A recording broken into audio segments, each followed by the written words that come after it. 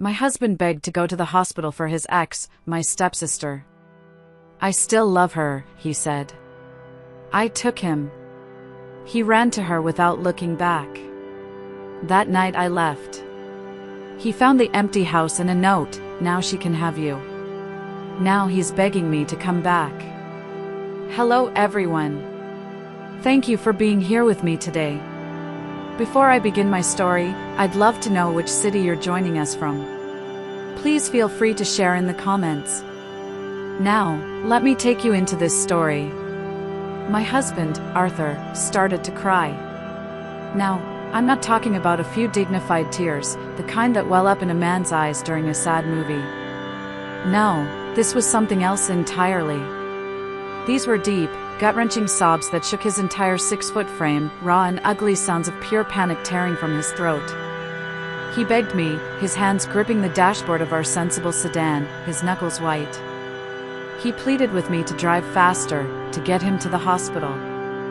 His ex-girlfriend, who also happens to be my stepsister, Brenda, had been in a terrible car accident. "Please, Jude," he choked out, his face pale and slick with a mixture of sweat and tears in the dim glow of the streetlights. "Please, just get me there. I need to be there. I still love her." I just sat there. The engine hummed, the windshield wipers swished back and forth against a light drizzle, but inside my head, there was a profound, deafening silence. The world outside, the quiet suburban street we'd lived on for 5 years, just faded into a dull, gray blur. The only thing that felt real was that sentence, hanging in the air between us like a thick, suffocating smoke. I still love her. I should have screamed. I should have pulled the car over and thrown him out onto the wet asphalt. I should have unleashed the hurricane of rage and betrayal that was suddenly brewing in my chest. But I didn't. I did nothing. I stayed silent. I just put the car in drive and took him. At the emergency room entrance, under the harsh, unforgiving fluorescent lights, he scrambled out of the car before it had even come to a complete stop. He ran, a frantic, desperate sprint toward the automatic sliding glass doors, and he never once looked back. That night, while he was sitting by her bedside, I packed my bags. When he finally came home hours later to our dark, empty house, all he found was a note on my pillow. It said, "Now she can have you." And now? Now he's blowing up my phone with dozens of calls a day, leaving rambling, desperate voicemails. He's texting me novel-length apologies, telling me he didn't mean it, that he was in shock, begging me to please come back. But to understand the end, you have to understand the beginning. You need to understand how perfect it all seemed, how safe I felt, before you can truly appreciate the spectacular, devastating way it all came crashing down. My name is Judith, but everyone who loves me calls me Jude. I met Arthur a little over 5 years ago. I was 49, he was 51. I was at a 4th of July barbecue at a mutual friend's house, feeling a little out of place. I'd been divorced for the better part of a decade and was perfectly content with my life. My career was stable, I had a great circle of friends, and I had my routines. I wasn't looking for love, in fact, I was actively avoiding it. But there he was, standing by the grill, a spatula in one hand and a beer in the other, arguing playfully with our host about the optimal number of times to flip a burger. He had this laugh, a warm, genuine sound that seemed to crinkle the corners of his kind blue eyes, and it made you want to laugh right along with him. He must have noticed me standing alone, because he ambled over with 2 plates piled high with food. "You look like you could use a burger that's been flipped a controversial 7 times, he said with a grin. He then proceeded to tell me a terrible, rambling joke about his world-famous potato salad. It wasn't the joke that got me, it was the way his eyes danced while he told it. It was the way he listened when I talked, really listened, with an intensity that made me feel like I was the only person in that crowded backyard. We talked for hours that night, long after the fireworks had faded and most of the other guests had gone home. We sat on the cool grass and talked about everything, our failed first marriages, our favorite old movies, our shared belief that cilantro tastes like soap. It was easy. It was comfortable. It felt less like a first meeting and more like picking up a conversation with an old friend. By the time I left, he had my number, and I had this dangerous little flutter of hope in my chest, a feeling I hadn't allowed myself to feel in a very long time. Our relationship moved quickly after that, but it never felt rushed. It felt inevitable. We had this incredible chemistry that went beyond just physical attraction. We finished each other's sentences. We shared the same quirky, sometimes dark, sense of humor. Within 6 months, we had moved in together, blending my collection of antique books with his modern furniture, a process that should have been stressful but instead felt like a joyful, collaborative project. We were building a life. Early on, he told me about Brenda. We were big believers in transparency, in putting all the cards on the table. He told me they had been college sweethearts, one of those epic, all-consuming, 7-year relationships that everyone, including them, thought would end in marriage. So what happened? I asked one evening, curled up on the sofa next to him. He sighed, staring off at a fixed point on the wall. Honestly, we were just kids. We wanted different things. I wanted to settle down, maybe start a family. She wanted to build her career, see the world. It just ran its course, he said with a final-sounding shrug. We grew up and grew apart. It was sad, but it was for the best. It was over 20 years ago, Jude. He didn't talk about her much after that, which I took as a healthy sign. There were no old photos tucked away in shoeboxes, no nostalgic stories that made me feel like I was being compared to a ghost. When her name did come up in conversation with old mutual friends, he spoke of her neutrally, the way you'd talk about an old coworker you wished well but had no real emotional ties to. I never once worried that she was the one that got away. I was confident in what we had. I was his present, his future. She was just a closed chapter in a book from long ago. And then, about a year into our relationship, life threw us the kind of curveball you only see in bad soap operas. My father, a widower for nearly a decade, announced that he was getting remarried. He was giddy with happiness, and I was thrilled for him. His bride-to-be was a lovely woman named Carol, a kind-hearted widow he'd met on a seniors cruise. And Carol had a daughter. A successful lawyer, recently divorced herself. Her daughter's name, of course, was Brenda. Yes, that Brenda. The world can be an incredibly small, and sometimes profoundly cruel, place. The shock was palpable. Arthur and I just stared at each other for a full minute when my dad told us. Later that night, we sat down at our kitchen table and had a long, serious talk about it. He took both of my hands in his expression earnest. Jude, listen to me, he said, his voice firm. This is ancient history. That chapter of my life closed over 2 decades ago. You are the woman I love. You are my future. This doesn't change anything between us. It's just a bizarre, awkward coincidence. We're adults. We can handle this. And I believed him. Why wouldn't I? So we handled it. We put on our best faces and decided to make it work. At the wedding, a lovely affair at a local vineyard, Arthur was the picture of polite cordiality. He shook Brenda's hand, asked about her law firm, and kept a respectful distance. Brenda, for her part, was friendly and warm to me. She told me how happy she was for our parents and complimented my dress. We all acted like mature, well-adjusted adults. We were family now, after all, and we were going to make the best of this strange new reality. 2 years into our relationship, Arthur proposed to me on a trip to the coast, writing "Marry me, Jude" in the sand. We got married in a simple, beautiful ceremony in our own backyard, surrounded by a small group of our closest friends and family. My dad and Carol were there, beaming. Brenda was there, too, smiling and applauding along with everyone else. Our lives settled into a beautiful, comfortable rhythm. We had a good marriage, a solid partnership built on what I thought was unshakable trust and mutual respect. I honestly felt like the luckiest woman in the world. Looking back now, I can see I wasn't lucky. I was just profoundly, tragically blind. The first crack in our perfect picture was so small I almost missed it. It appeared about a year ago, at my dad and Carol's 5th anniversary dinner. It was a small gathering at a fancy Italian restaurant downtown, just the 4 of us and Brenda.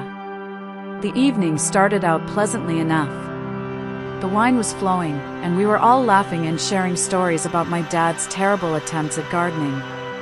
But as the night wore on, I started to notice little things, like tiny hairline fractures in a porcelain vase.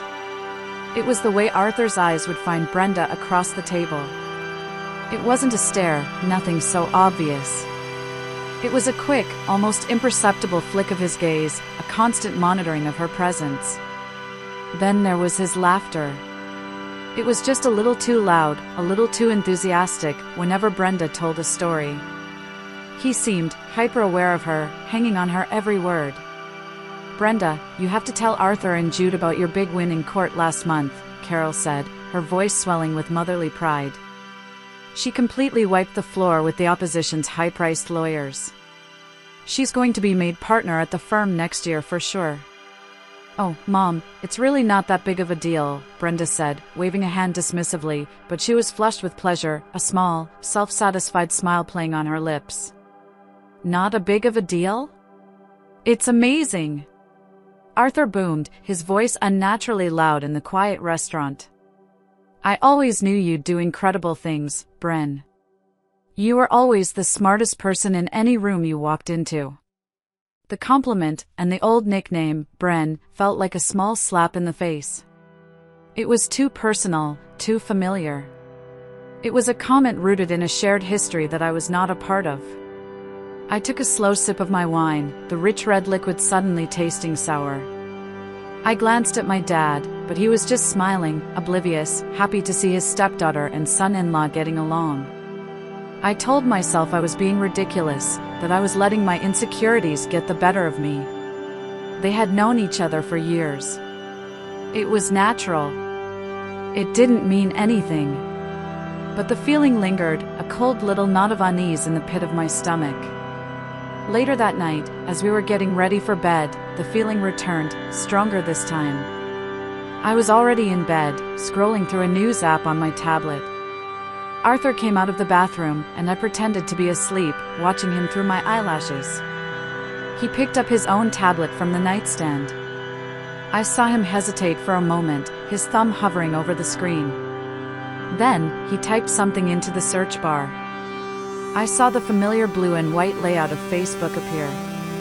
And I saw the name at the top of the page. Brenda's. He sat there on the edge of the bed, the room dark except for the pale blue light of the screen illuminating his face. And the expression on it, it was one I'd never seen before. It wasn't just curiosity.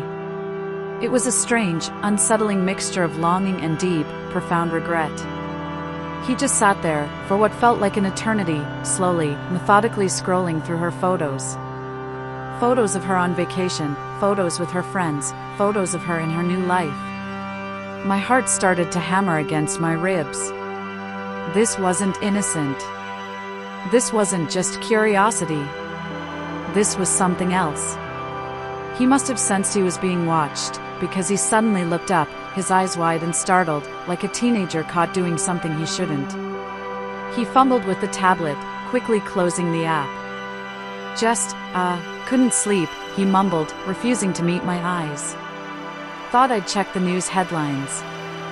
He slid into bed, keeping a careful distance between us, and turned his back to me. I lay there in the dark for a long time, wide awake, the image of his face in the blue light burned into my mind. The first real seed of doubt had been planted. And I had a terrible, sinking feeling that it was already starting to grow roots. Over the next few months, the distance between us grew. It wasn't a sudden chasm, but a slow, creeping erosion of the intimacy we once shared. It wasn't one big fight or a single dramatic event. It was a series of small, almost imperceptible shifts that, when added together, amounted to a tectonic change in the landscape of our marriage. Arthur started working late more often. At first, the excuses were plausible. A big project with a tight deadline. A new client that required extra attention. I was supportive, of course. I'd keep dinner warm for him, greet him with a hug when he finally dragged himself through the door, his face etched with exhaustion. But soon, working late became the new normal, happening 2, then 3, then 4 nights a week. When he was home, he was absent. A ghost at our dinner table. He'd be sitting right next to me on the sofa in the evening, the television flickering in the dark, but his mind was a million miles away. He'd stare into space, a thoughtful, distant expression on his face. "What are you thinking about?" I'd ask softly, trying to gently pull him back to me. He'd blink, as if being woken from a deep dream. "Oh," he'd say, forcing a smile that never quite reached his eyes. "Nothing important. Just work stuff. The usual." Our conversations, once the lifeblood of our relationship, became shallow and functional. We talked about the weather, about the leak in the upstairs bathroom, about which one of us needed to pick up milk on the way home. The easy, comfortable silence we once cherished, where we could sit together for hours without saying a word and still feel completely connected, now felt heavy, fraught with unspoken tensions and unanswered questions. His phone became a third party in our marriage. It used to be a tool, something he'd leave lying casually on the kitchen counter or the arm of the sofa. Now, it was an extension of his hand. It was always with him, in his pocket or placed screen down on the table beside him. I'd catch him smiling at something on the screen, a private little smile that wasn't for me. If I walked into the room while he was texting, he'd quickly lock the screen and put the phone away, his movements just a little too fast, a little too furtive.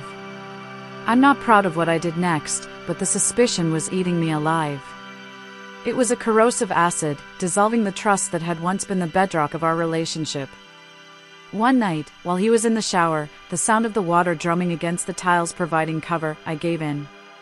My hands were trembling as I picked up his phone from the nightstand. My heart pounded in my chest. I felt like a criminal in my own home. I guessed his password, our wedding anniversary, the irony of which was not lost on me, and my breath hitched when the screen unlocked. I scrolled through his messages, my stomach in knots.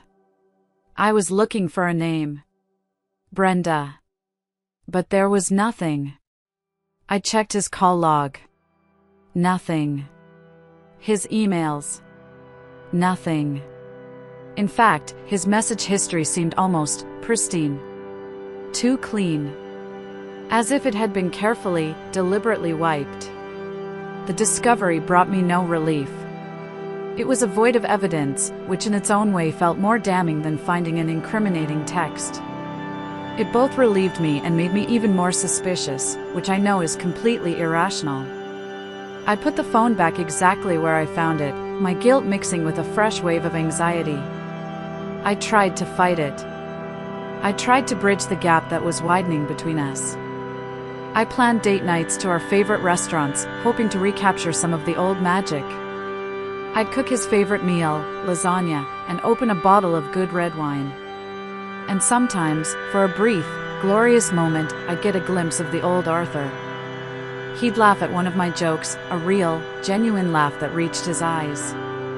He'd reach for my hand across the table, his thumb stroking my knuckles in that familiar, comforting way. He'd pull me close on the sofa while we watched a movie. In those moments, I would allow myself to hope. I'd tell myself that this was just a phase, a rough patch that all married couples go through. But those moments never lasted. Like a sunbeam disappearing behind a cloud, he'd inevitably retreat back into the quiet, distant world inside his own head, leaving me feeling more alone, more lost, than ever before. The loneliness was the worst part. There is no loneliness more profound than lying in the dark next to the person you love, separated by an invisible, impenetrable wall of silence.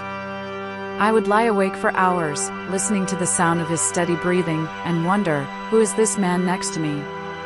The man I had married, the man I thought I knew better than my own heart, was slowly but surely becoming a stranger. The moment I knew, truly knew, that I wasn't just being an insecure, paranoid wife came on a Tuesday.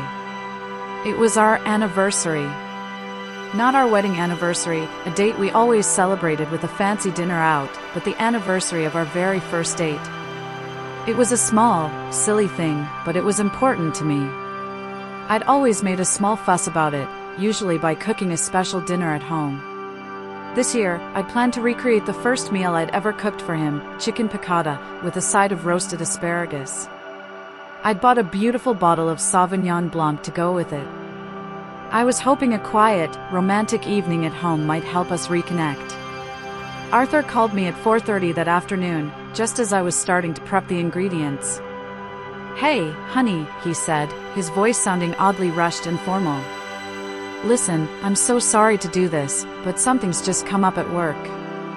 We just landed that big Sterling construction account, and my boss, Mr. Henderson, wants the whole team to stay late to hammer out the initial proposal. There's no getting out of it." "Oh," I said, my voice small. I looked at the fresh parsley and lemons sitting on my cutting board. "Okay. No problem. We can celebrate this weekend instead." "You're the best." "Really," he said, the relief in his voice palpable. "I'll make it up to you, I promise. It's going to be a really late one. Don't wait up." And then he hung up. I stood in the kitchen for a long time, just staring at the ingredients. A familiar, weary wave of disappointment washed over me. I carefully wrapped the chicken and put it back in the fridge, my movements slow and heavy. I decided to just order a pizza for myself and find an old movie to watch. Another night alone. Around 7 o'clock, my phone rang. I smiled when I saw the caller ID. It was my best friend, Diane. "Hey, you," she said, her voice bright and cheerful.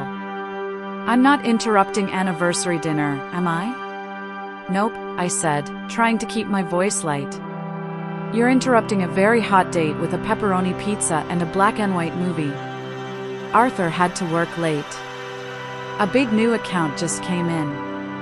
There was a pause on the other end of the line. A beat of silence that lasted just a little too long. "Work late?" "That's weird," Diane said, her voice suddenly cautious. "What do you mean, weird?" I asked, a cold knot of dread instantly forming in my stomach. "Well," she began slowly, "I had to take my mom to a doctor's appointment this afternoon, way out in the suburbs. On my way home, I took that back road by Willow Lake to avoid the highway traffic. And I saw Arthur's car. My blood ran cold. His car? By the lake? Are you sure?" "Positive," she said. "It's that dark green SUV with the dent in the bumper, right? It was parked outside that little independent coffee shop, the Daily Grind." I almost called out to him, but he looked like he was in the middle of a really intense conversation with someone, so I didn't want to interrupt. The Daily Grind. That coffee shop was a good 30-minute drive from his downtown office, in the complete opposite direction of our house. It was, however, only 10 minutes from the neighborhood where Brenda lived. My voice was barely a whisper. Who was he with, Diane?" "I couldn't see her face clearly," Diane said, and I could hear the deep concern in her voice now. "They were sitting at one of the outdoor tables. It was a woman with blonde hair." "Jude, are you okay?" "I'm fine," I lied, my mind racing, connecting the dots with horrifying speed. Blonde hair. Near her neighborhood. On our anniversary. "Listen, Diane, I have to go. I'll call you tomorrow." After I hung up, I just stood there in the middle of my living room, the forgotten pizza growing cold on the coffee table. My hands were shaking. I needed to know for sure. I needed to hear the lie from the source. With a sense of grim determination, I looked up the number for his office. A polite young receptionist answered on the second ring. "Good evening, Henderson and Sterling Associates," she chirped.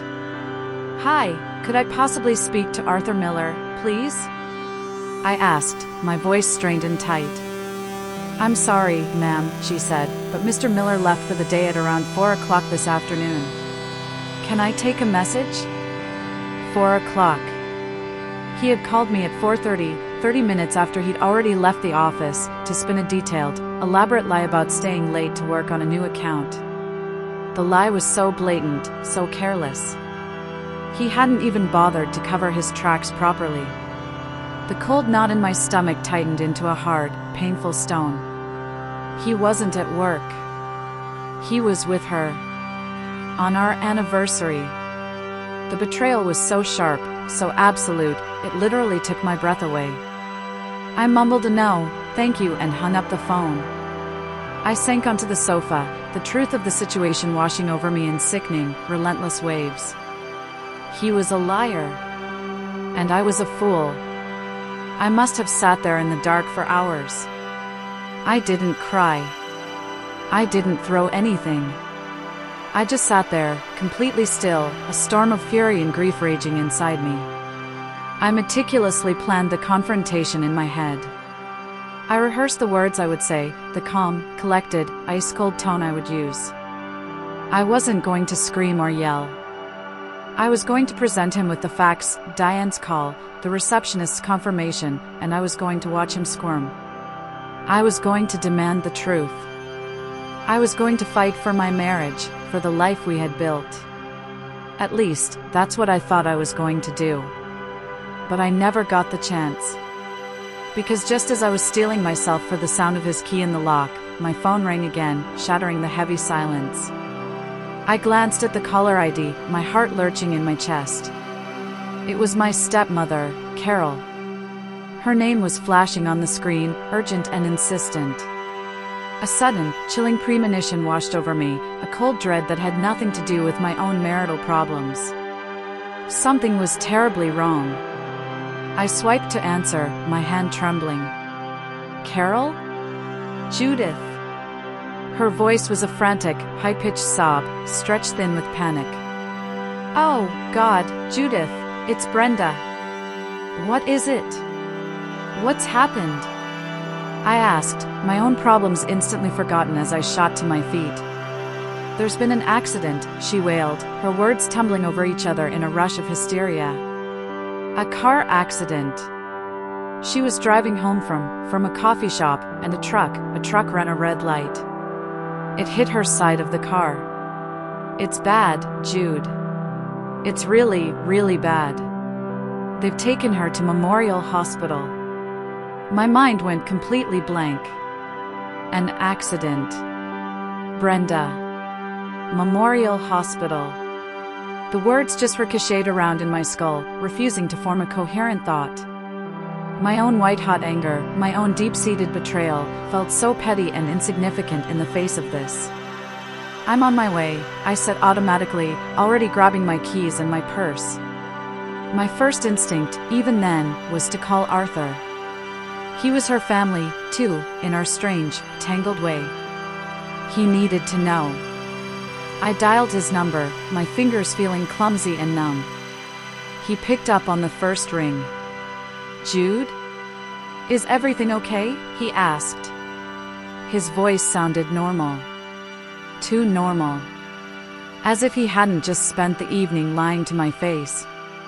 As if he wasn't, at that very moment, probably composing his next lie for when he got home. I didn't have the time or the energy for accusations. It's Brenda, I said, my voice flat and cold. She's been in a car accident. A bad one. They've taken her to Memorial. The silence on the other end of the line was deafening. And then I heard it. A sharp, ragged intake of breath, followed by a sound that was half gasp, half strangled sob. No, he whispered, his voice cracking. Oh, God, no. No, no, no. The anguish in his voice was raw, visceral, terrifying in its intensity. This was more than just concern for a stepsister. This was something deeper, something primal. This was the sound of a man whose entire world had just tilted on its axis. I have to go, he said, his voice thick with unshed tears. I have to be there. Jude, can you come get me? I'm still at the daily grind. Please. I'll explain everything later, I swear. Just please, come and get me. I should have said no. 1,000 times, no. I should have told him to call a taxi. I should have told him to call his lover's mother. I should have hung up the phone and let him deal with the catastrophic mess he had single-handedly created. But I didn't. In that moment of pure crisis, 5 years of love and partnership and shared history took over. It was an automatic, unthinking response. My husband was in distress. I went. "I'm on my way," I said, my voice hollow. And I walked out the door, leaving my own broken heart behind on the sofa. The drive to the coffee shop was the longest 10 minutes of my life. The rain had started to fall a little harder, and the slick, dark roads reflected the streetlights in a blurry, disorienting way. My mind was a chaotic storm of conflicting emotions, a genuine, sickening fear for Brenda's life, a white-hot, righteous anger at Arthur, and a profound, bone-deep sadness for the marriage I now realized was a complete and utter sham. When I pulled up to the curb outside the Daily Grind, he was already waiting, pacing back and forth on the wet sidewalk under the dim glow of a streetlight. He looked frantic, his hair plastered to his forehead by the rain, his face pale and drawn. He didn't even wait for me to stop completely before he yanked open the passenger door and threw himself into the seat. The car filled with the smell of damp wool, coffee, and deceit. "Go," he said, his voice tight. "Just go." We drove toward the hospital in a tense, suffocating silence. The only sound in the car was the rhythmic thump-thump-thump of the windshield wipers against the ever-increasing rain. I kept my eyes fixed on the road ahead, my knuckles white on the steering wheel. I could feel him staring at me, could feel the weight of his guilt and his panic, but I refused to look at him. I couldn't. If I looked at him, I didn't know what I would do. As we neared the hospital, the enormous, brightly lit red and white sign for the emergency room looming ahead of us, I knew I couldn't take the silence anymore. I couldn't just walk into that hospital with him, pretending to be the supportive wife, without knowing the truth. I needed to hear it from his lips. I pulled the car over to the curb in the patient drop-off lane, right under the big awning, and put the gear shift into park. The engine idled quietly. I turned to face him, my voice dangerously quiet, all the rage and hurt distilled into a single, focused point. "Arthur," I said, the name feeling foreign and bitter in my mouth. "Before we go in there, you are going to tell me what is going on." He wouldn't meet my eyes. He just stared out the windshield at the bustling entrance of the ER, his hands twisting together in his lap. "Not now, Jude. Please. This isn't the time." "Yes, now," I insisted, my voice gaining a hard, unyielding edge. "This is the perfect time. I deserve to know why you lied to me. I deserve to know why you were with her tonight, of all nights. And I deserve to know why you are falling apart like this." I took a shaky breath, the next words tearing at my throat as I said them. "This is more than just concern for a stepsister, isn't it? This is more than just catching up. He finally turned to look at me, and his eyes were full of a desperate, pleading anguish I had never seen before. They were red-rimmed and swimming with tears. He looked completely and utterly broken. And then he said the words. The 4 simple words that would echo in my head for months to come. The 4 words that acted as a final, fatal blow to the heart of my marriage. "Please, Jude," he choked out, the words tumbling out in a messy rush of tears and panic, all pretense gone. "I need to be there. I still love her." The world stopped.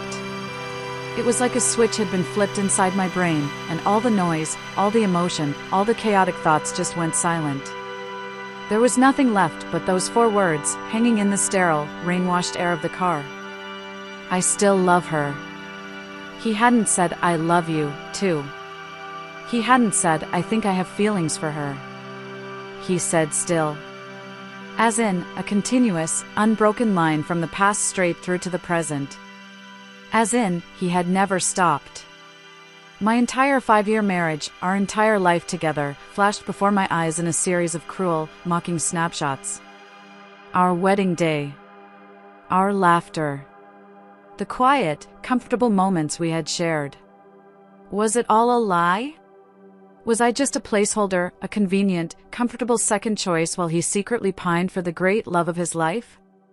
He seemed to realize the magnitude of what he just admitted, the color draining from his face as he saw the look in my eyes. Jude, I didn't mean it like that. He stammered, his voice trailing off. But I held up a hand to stop him.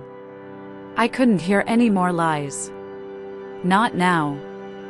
I felt strangely calm, a terrifying, icy calm that settled deep in my bones, freezing the hurricane of emotion inside me. I put the car back in drive. Go to her, Arthur, I said, my voice flat and devoid of any and all emotion. It sounded like a stranger's voice. She needs you. He hesitated for a fraction of a second, his mouth opening and closing like a fish out of water, as if he wanted to say something more. But the pull of the hospital, the pull of her, was stronger than any words he might have had for me.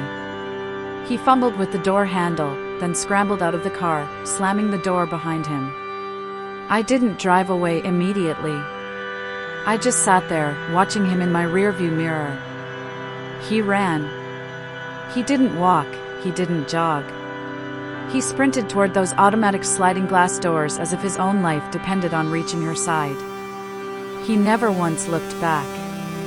I sat in that drop-off lane for a long time after he disappeared inside, just staring at the reflection of the sterile, unforgiving hospital lights on my rain-streaked windshield.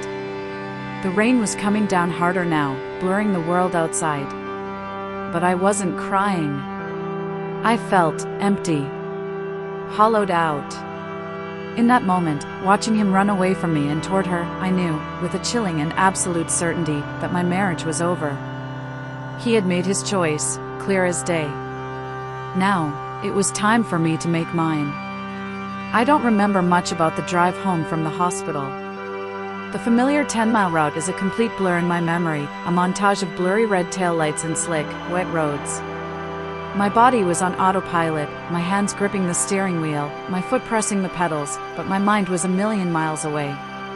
It was stuck in a torturous loop, replaying that one devastating sentence over and over and over again. I still love her. It was a poison, seeping into every happy memory I had of us, tainting everything. Our wedding day, our laughter, the quiet, contented moments we shared, was any of it real? Had he been thinking of her the whole time? When I finally walked back into our house, the silence was what hit me first. It was a deafening, cavernous silence. It was no longer the comfortable silence of a shared life, but the empty, echoing silence of a home that had just been irrevocably broken. The pizza I had ordered for my lonely anniversary dinner was still sitting on the coffee table, cold and congealed in its box. I looked at it, and a bitter, humorless laugh escaped my lips. Just a few hours ago, my biggest problem was that my husband had lied about a business meeting. Now, that seemed like a quaint, trivial issue from another lifetime. I walked through the house like a ghost in my own life, my hand trailing along the walls. I looked at the things we had chosen together. A beautiful landscape painting above the fireplace. The big, comfortable armchair that was his designated spot. The handmade quilt on our bed that we had bought at a small-town craft fair on a weekend getaway. These objects, once so familiar and imbued with the warmth of our shared life, now felt like artifacts in a museum dedicated to a stranger's failed marriage. The betrayal wasn't just about Arthur. It was about my family. My own father, in his quest for late-life happiness, had inadvertently brought this wrecking ball into my life. He had married her mother, binding our families together in a way that now felt like a cruel, cosmic joke. I felt a surge of hot, directionless anger, at Arthur for his deceit, at Brenda for her part in it, at my dad and Carol for their obliviousness, and at myself for being so willfully blind. And in that moment of pure, unadulterated rage, a switch flipped inside me.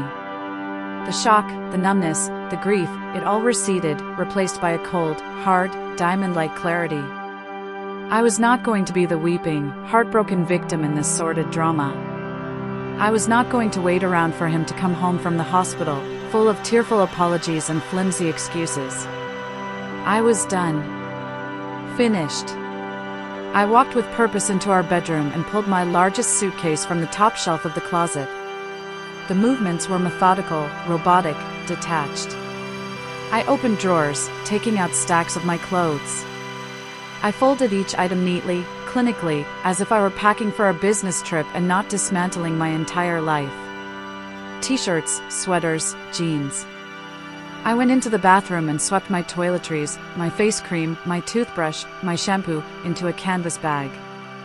I was taking my life back, one small, practical, mundane item at a time. I didn't take everything.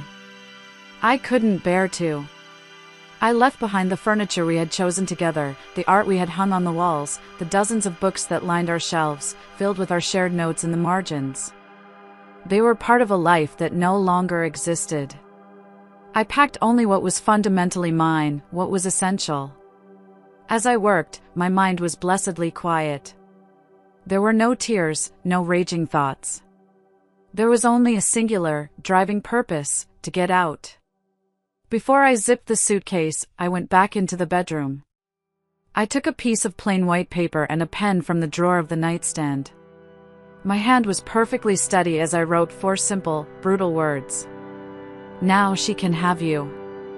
I folded the note once and placed it squarely in the middle of his pillow, right where his lying head would have been. I took one last, sweeping look around the house that had been my home, the place where I had felt so safe and so deeply loved. Now, it just felt like a stage set for a play that had reached its tragic, inevitable conclusion. I picked up my suitcase, which suddenly felt both incredibly heavy and wonderfully light. I walked out the front door, closing it softly behind me. I didn't slam it. I didn't want to give him the satisfaction. I just closed it, and with the soft click of the lock, I closed the door on my marriage forever. I got in my car and drove, my destination the only safe harbor I could think of. I called my old friend Walter. He was a kind, quiet architect who had been my friend since long before I'd met Arthur. "Walter," I said, my voice sounding surprisingly steady, even to my own ears. "I know it's late, and I'm so sorry to ask, but can I come over? I need a place to stay for a little while." He didn't ask a single question. That's the kind of friend he is. "Of course, Jude," he said simply, his voice warm and calm. "The guest room is always ready for you. The door's unlocked. Drive safe." As I turned onto his quiet, tree-lined street, I finally reached for my phone and held my thumb over the power button. I took one last look at the dark screen, then pressed down until it went black. I couldn't face the inevitable barrage of calls and texts that I knew would be coming. I didn't want to hear his excuses or his half-hearted apologies. I needed silence. I needed to breathe. For the first time in months, I felt like I was in control of my own life. It was a terrifying feeling, but it was also profoundly, breathtakingly liberating. The life I had known was over. A new, uncertain one was just beginning. If you're still listening, please help me out by liking this video and commenting with the number 1 down below. It lets me know that you've given me a like and that you're here with me on this journey. Your support means more to me than you know. It truly does. So please, comment with the number 1, and let me tell you what happened next. For 3 days, I lived in a self-imposed exile, a bubble of silence. I kept my phone off, tucked away in the bottom of my purse like a dormant threat. Walter's guest room was small and simple, with a window that looked out onto his quiet, peaceful backyard. It was my sanctuary. Walter was the perfect host for a woman whose world had just been shattered. He was a quiet, gentle presence. He'd make a pot of coffee in the morning and leave a mug for me on the counter. He'd make an extra sandwich at lunch and leave it on a plate in the fridge. And then he would just let me be. He knew I didn't want to talk, didn't want to be peppered with questions or offered well-meaning but useless advice. He gave me the priceless gift of space. I spent most of my time sitting on his back patio, a blanket wrapped around my shoulders, watching the squirrels chase each other up the old oak tree. I felt numb. The initial volcanic eruption of pain and anger had subsided, leaving a hollow, echoing ache in its place. It felt like a part of my body had been amputated without anesthesia, and I was just beginning to learn how to live with the raw, gaping wound and the phantom limb that would ache for a life that was no longer there. On the fourth morning, I woke up knowing I couldn't hide from the world forever. The numbness was beginning to recede, and the practical realities of my situation were starting to seep in. I needed to face the fallout. With a deep, fortifying breath, I retrieved my phone from my purse, plugged it in, and turned it on. It was like opening a floodgate. The device buzzed and pinged relentlessly for what felt like a full minute, the screen lighting up with a dizzying cascade of notifications. 47 missed calls from Arthur. 93 text messages. A handful of missed calls from my dad and Carol.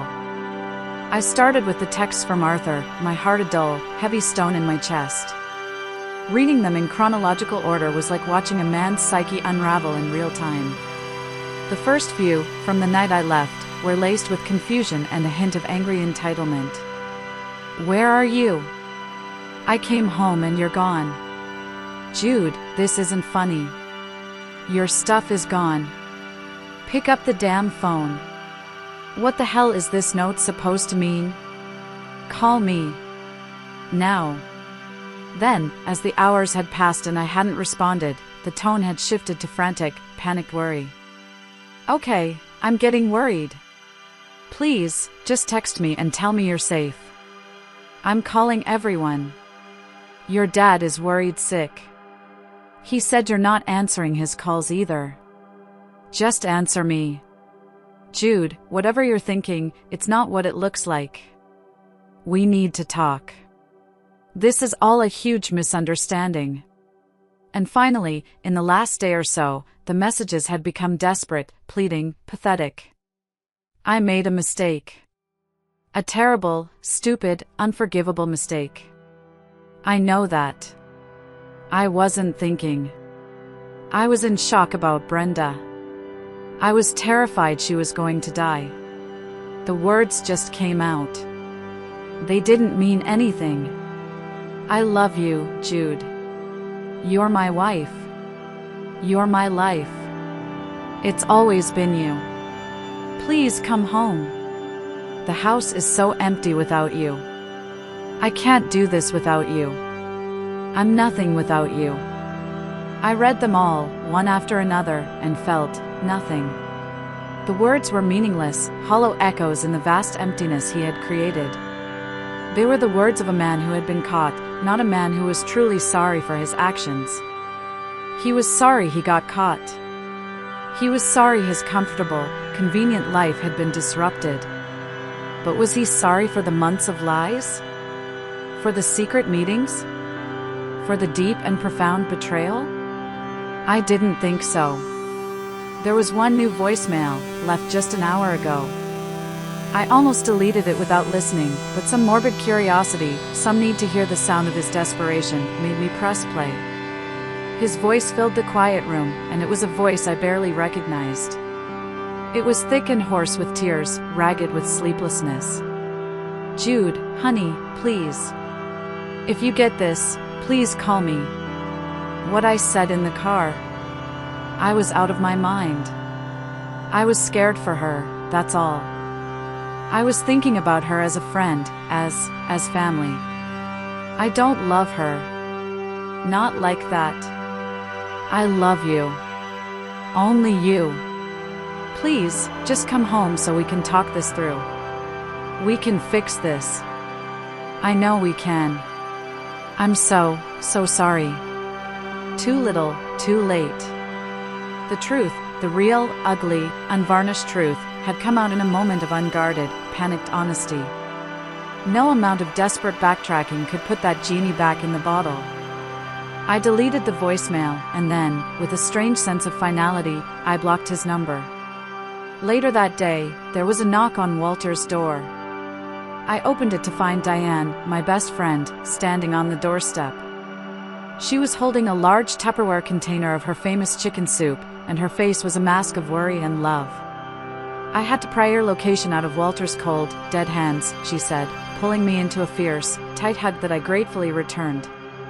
He's a good man. Loyal. Are you okay? No, I said, the first time I'd admitted it out loud to anyone. The word came out on a shaky breath. But I think I will be. We sat at Walter's small kitchen table for hours, the comforting aroma of the soup filling the air. I told her everything. Every last sordid detail, from the anniversary dinner to the phone call from Carol, to the devastating confession in the car. She listened patiently, her expression growing darker and angrier with every word I spoke. When I finished, she just shook her head, her eyes flashing with a protective fury on my behalf. "That absolute fool," she muttered. "That selfish, cowardly fool." Then she hesitated, twisting a napkin in her hands. "Jude, there's something I have to tell you. And I feel like the worst friend in the world for not saying something sooner." "What is it?" I asked, my stomach clenching in anticipation of another blow. "I didn't just see Arthur at the coffee shop that one time," she confessed, refusing to meet my eyes. I saw him with her a few weeks before that, too. They were at that little park across town, the one with the duck pond. They were sitting on a bench, talking. They looked intense. I told myself it was nothing. I told myself it was innocent, that they were just step-siblings catching up. I didn't want to be the one to plant a seed of doubt, to upset you over what might be nothing. A park. A coffee shop. So this wasn't a one-time thing. It was a pattern. They had been meeting in secret. "And there's more," she said, her voice dropping to a near whisper. "My sister, you know she works in real estate? Her office is in the same building as Brenda's law firm. She has a colleague, a woman named Sarah, who is friends with Brenda. According to Sarah, Arthur and Brenda reconnected at your dad's anniversary dinner. He sent her a message on social media afterward, just catching up. But it quickly turned into something more. They were texting every day. He was confiding in her about his stress at work, about you too. He told Brenda he was feeling lost and disconnected in your marriage." I felt a fresh wave of bitter nausea rise in my throat. He was feeling lost? He was feeling disconnected? I was the one who was lost, trying desperately to connect with a husband who was emotionally checking out and building a secret, intimate life with my own stepsister behind my back. The audacity, the sheer, unmitigated gall of it was breathtaking. "So it wasn't just a moment of panic," I said, the final, ugly pieces of the puzzle clicking into place. "It was a full-blown emotional affair. 4 months." "I'm so sorry, Jude," Diane said, her own eyes filling with tears. "I feel like I should have told you what I saw at the park. I've been sick about it." "No," I said, reaching across the table and squeezing her hand tightly. "You're a good friend. You were trying to protect me. But I'm glad I know the whole truth now." Knowing the full extent of his deception didn't make the initial wound hurt any less, but it did something else. It cauterized it. It burned away any lingering shred of doubt I might have had about my decision to leave. This wasn't a simple crack that could be repaired with therapy and apologies. The entire foundation of my marriage had been rotten from the start, eaten away by a secret he had been harboring all along. And it was time to tear the whole damn thing down. The very next morning, I looked up the number for the most ruthless, highly recommended divorce lawyer in the city. And I made an appointment. A week later, I agreed to meet Arthur one last time. Not to reconcile, not to hear more apologies, but to tell him face to face that I had filed for divorce and that any further communication would have to go through our lawyers. We met at a sterile, anonymous chain coffee shop in a strip mall, a place with no memories for either of us. He was already there when I arrived, sitting at a small table in the corner. He looked terrible. In just over a week, he seemed to have aged 10 years. He'd lost weight, his face was gaunt, and there were dark, bruised-looking circles under his eyes. He looked up when I approached, his expression a miserable mix of hope and despair. For a fleeting, treacherous moment, I felt a pang of the old affection, the old instinct to comfort him.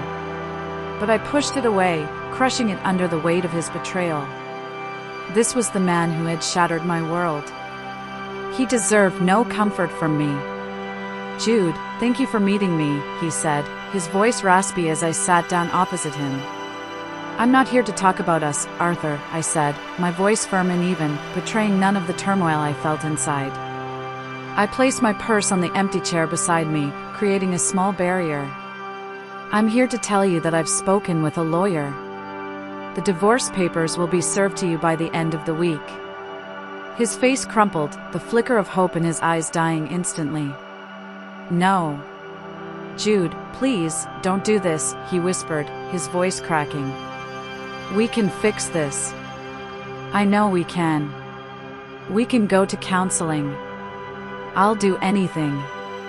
I'll quit my job, we can move, whatever it takes." "Work through what, exactly?" I asked, my voice dangerously calm. "Should we work through the fact that you've been carrying on an emotional affair with my stepsister for months? Should we work through the fact that you lied to my face, repeatedly, without a hint of remorse?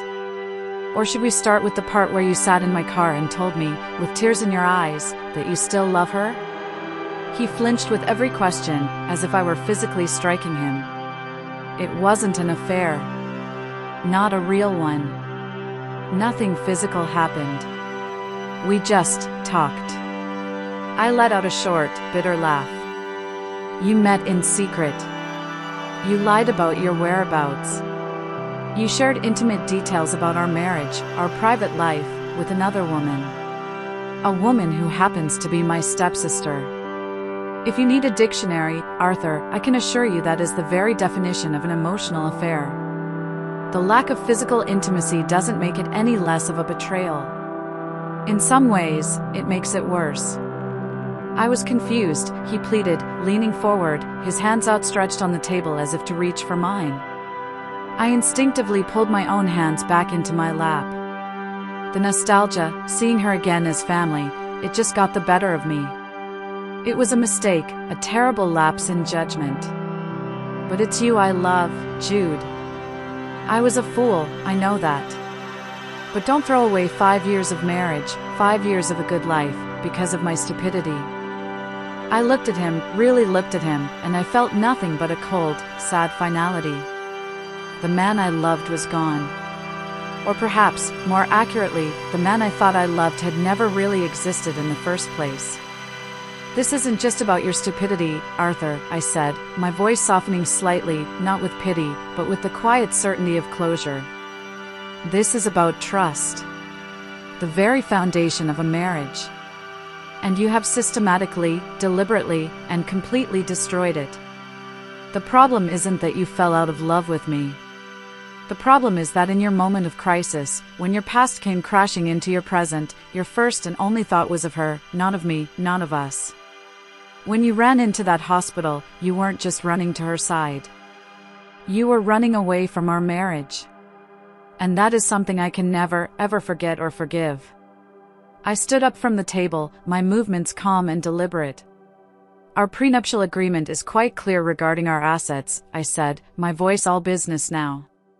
"My lawyer will be in touch with yours to sort out the final details of selling the house. Goodbye, Arthur." I turned and walked out of that coffee shop without looking back, leaving him sitting there alone amidst the clatter of coffee cups and the ruins of the life he had so carelessly destroyed. I didn't feel triumphant. I didn't feel vindicated. I just felt free. The enormous, crushing weight I had been carrying on my shoulders for months had finally been lifted. The months that followed were a messy, exhausting blur of legal paperwork and the slow, arduous process of rebuilding a life from scratch. The divorce was messy, not because of any financial disputes. Thankfully, my insistence on a prenuptial agreement years ago proved to be one of the wisest decisions of my life, but because Arthur fought it every single step of the way. He refused to sign the papers, forcing us into mediation.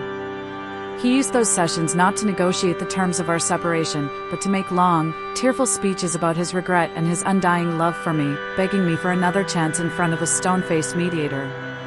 It was emotionally draining and profoundly frustrating, but my lawyer, a sharp, no-nonsense woman named Catherine, was a shark. She kept the process moving forward, shielding me from the worst of his theatrics. While the legal battle raged on, I focused on the practicalities. I found a small, two-bedroom apartment on the other side of town, a sunny little place with a balcony just big enough for a chair and a few potted plants. The first few weeks were hard. The silence of the apartment was overwhelming at times. I had to learn how to be alone again. I struggled to assemble a bookcase from IKEA, nearly breaking down in tears of frustration, but when I finally slid the last shelf into place, a fierce, unexpected wave of pride washed over me. I had done it myself. I started painting again, a hobby I had loved in my younger years but had let slide. I filled my new, empty walls with my own colorful, abstract canvases. Slowly, painstakingly, I began to build a new life for myself, a life that was entirely, unapologetically mine. I heard sporadic updates about Brenda through the family grapevine, which I tried my best to ignore. She had made a full and complete recovery, thankfully. According to my stepmother Carol, in a tearful, apologetic phone call, once Brenda was out of the hospital, Arthur had made some sort of grand, romantic gesture. He'd shown up at her apartment with flowers, apparently convinced that with me out of the picture, they could finally pick up where they had left off 2 decades ago. And, in the ultimate, most delicious irony, she had turned him down flat. She told him, and apparently anyone else who would listen, that she had been caught up in a foolish fantasy, a nostalgic dream of what could have been. She said the accident had been a terrifying wake-up call, making her realize she was romanticizing a past that was long gone and best left there. She told him she had no interest in starting a real relationship built on the ashes of my destroyed marriage. So there he was.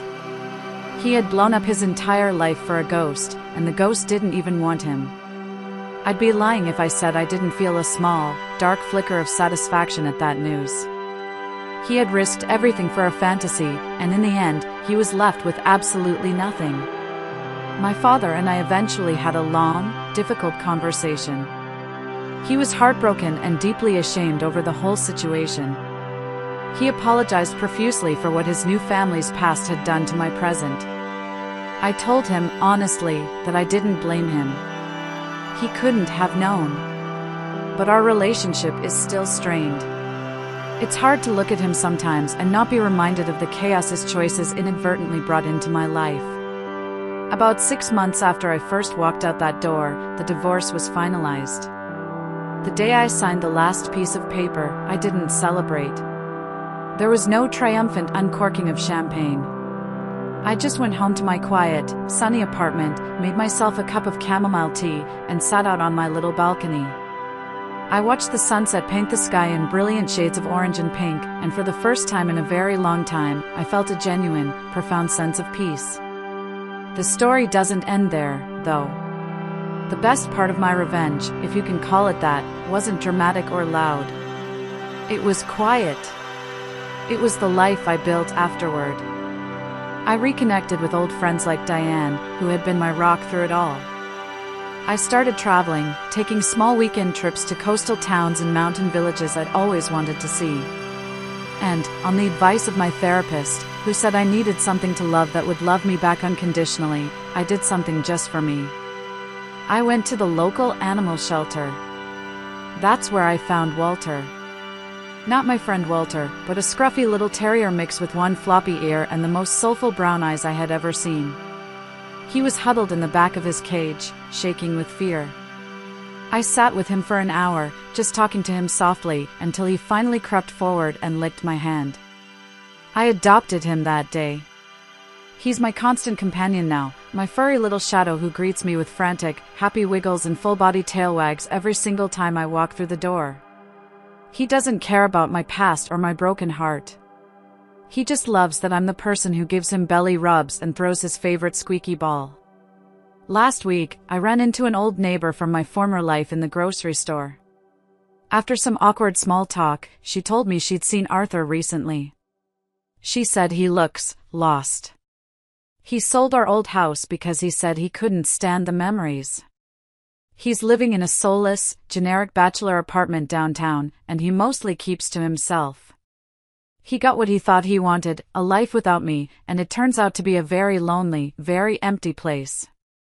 I felt a brief, fleeting moment of pity for him, but it passed as quickly as it came. We all make our choices, and we all have to live with the consequences. He chose his romanticized past over our real, tangible future. I chose myself. And I can tell you, without a single shadow of a doubt, that I made the better choice. My life isn't perfect. I still have days where a sad memory will catch me off guard. But my life is mine. It's real. And it is peaceful. And after the storm I've been through, I've learned that peace is the most precious, most valuable thing in the entire world. Thank you so much for listening to my story. If you've ever been through something similar, or if any part of this resonated with you, please feel free to share your thoughts in the comments below.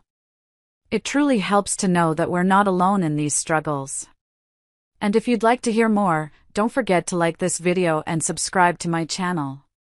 It means the world to me.